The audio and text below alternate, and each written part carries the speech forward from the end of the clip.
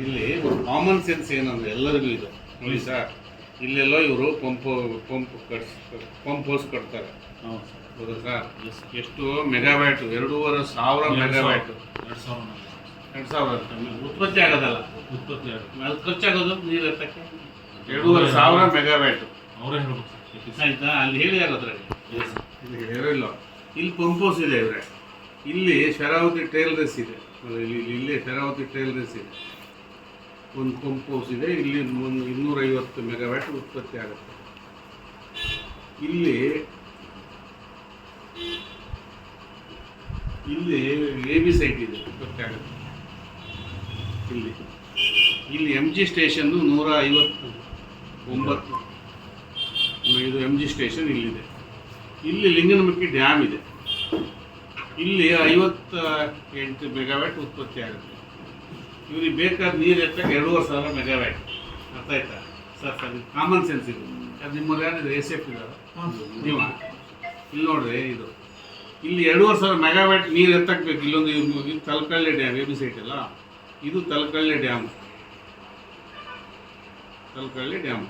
ಇಲ್ಲಿಂದ ನೀರು ಎತ್ತ ನೀವು ಅಲ್ಲ, ಈ ಪಂಪ್ ಹೌಸು ಇಲ್ಲಿ ಹೊಳೆ ಹೌದು ಹೋಗ್ತಾ ಇದೆ. ಈ ಹೊಳೆ ಪಂಪಿಗೆ ಇಲ್ಲಿಂದ ನೀರು ಎತ್ತಾನೆ. ಈಗ ಎತ್ತು ಬಿಡ್ತಾನೆ, ರಾತ್ರಿ ಇಲ್ಲಿ ಬಿಡ್ದಂತಾನೆ ಉತ್ಪತ್ತಿ ಮಾಡೋಕ್ಕೆ, ಅಲ್ವಾ ಸರ್? Very simple. ಉತ್ಪತ್ತಿ ಮಾಡೋಕ್ಕೆ ಬಿಡ್ಕೊಂತಾನೆ. ಉತ್ಪತ್ತಿ ಇಲ್ಲಿ 2,000 ಮೆಗಾವ್ಯಾಟ್ ಉತ್ಪತ್ತಿ ಮಾಡ್ತಾನೆ. ಪ್ರೊಡಕ್ಷನ್ ಪವರ್ ಹೌಸಿಂದ ಈ ಹೌಸಿಗೆ ಅದ್ರ ಬಗ್ಗೆ ಏನೂ ಹೇಳಿಲ್ಲ ನಿಮ್ಮ ಹತ್ರ. ಇಲ್ಲಿ ಅಭಯಾರಣ್ಯವೂ ಇದೆ, ನಿಮ್ಮದು ಇದೆ. ಒಂದಾಯ್ತಾ ಸರ್? ಈ 2,000 ಮೆಗಾವ್ಯಾಟ್ ಉತ್ಪತ್ತಿ ಆಗಿದ್ದನ್ನು ಮತ್ತೆ ಶಿವಮೊಗ್ಗಕ್ಕೆ ತೊಗೊಂಡೋಗ್ಬೇಕು. ಶಿವಮೊಗ್ಗದಿಂದ ಬೆಂಗಳೂರವರೆಗೆ ತೊಗೊಂಡೋಗ್ಬೇಕು. ಅದಕ್ಕೆ ಎಷ್ಟು ಲೈನ್ ಹಾಕಬೇಕು? ಟ್ರಾನ್ಸ್ಮಿಷನ್ ವಿದ್ಯುತ್ ಸಾಗಾಣಿಕೆ ಮಾಡಬೇಕಾಗ್ತದೆ. ಒಂದು ಇಲ್ಲಿಂದ ಸಾಗಾಣಿಕೆ ಮಾಡ್ಕೋಬೇಕು. ಬರೀ 1,459 ಇದೆ. 1,459 ಮೆಗಾವ್ಯಾಟ್. ಇನ್ನೂ 1,000 ಶಾರ್ಟೇಜ್ ಇದೆ ಮಗನಿಗೆ 2 ವರ್ಷ ನೀರು ಎತ್ತಕ್ಕೆ. ಅದನ್ನು ಹಗಲು ತರಬೇಕು ಇಲ್ಲಿಂದ ಎಲ್ಲಿಂದ.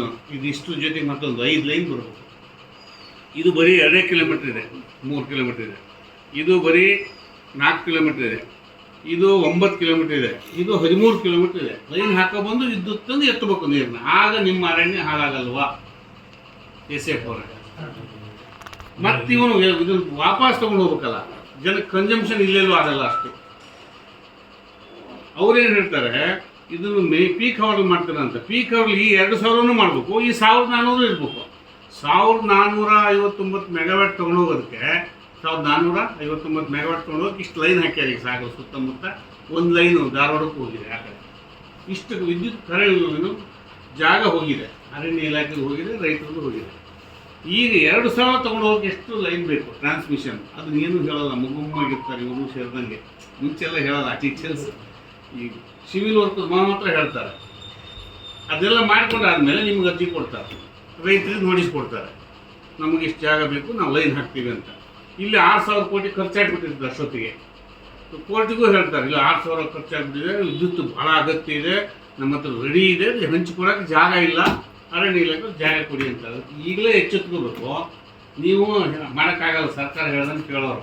ಅದು ಇಲಾಖೆಯವರಾಗಿ ಈ ರೈತರ ಮೇಲೆ ಉಳ್ಸೋಕ್ಕಾಗಿ ರೈತರ ಮೇಲೆ ಎಷ್ಟು ಪ್ರಹಾರ ಮಾಡ್ತಿರಲ್ಲ, ನಿಜವಾಗಿ ಡ್ಯೂಟಿ ಮಾಡ್ತಿರಲ್ಲ, ಹೊಟ್ಟೆ ಉರಿಯಿಂದ ಮಾಡ್ತಿರಲ್ಲ. ನಮ್ಮ ಅರಣ್ಯ, ನಮ್ಮ ಪ್ರಾಣಿ, ನಮ್ಮ ಪಕ್ಷಿ ಅಂತ ಈಗಲೇ ತೋರಿಸ್ಬೇಕು. ಮೇಲಾಧಿಕಾರಿಗಳಿಗೆ ಹೇಳಬೇಕು, ಸರ್ ಇದು ಭಾಳ ಘೋರ ಅನ್ಯಾಯ. ಈಗಲೇ ಹೇಳಬೇಕು. ಇಂಡಿಯಾ ನೀವು ಸರ್ಕಾರ ಆಮೇಲೆ ಏನಾದ್ರು ತೀರ್ಮಾನ ತಗೊಳ್ಳಿ. ಈಗ ನಿಮ್ಮ ಇದು ಪುಣ್ಯದ ಕೆಲಸ. 10,000 ಎಕರೆ ಬೇಕು.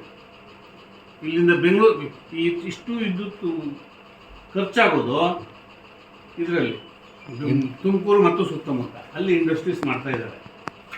ಇದೊಂದು ಗೊತ್ತಿರಲಿ ಅಂತ ಹೇಳೋದಕ್ಕೆ. ನೀವು ಇದನ್ನು ಯಾರು ಹೇಳಲ್ಲ. ಸರ್ಕಾರ ಬಂದಮೇಲೆ ನೀವು ಹಾಕ್ಕೊಡ್ಬೇಕು. ಎಂಥದ್ದು ಒಂದು ಅವ್ರು ಹೇಳ್ದಂಗೆ ಬರೀತೀರಿ, ಬರಲೇಬೇಕು. ನಾವೇ ಸರ್ಕಾರ ನಡೆಸಿ ನೋಡಿದ್ದೀವಿ. ಅದೊಂದು ಅವ್ರದ್ದೊಂದು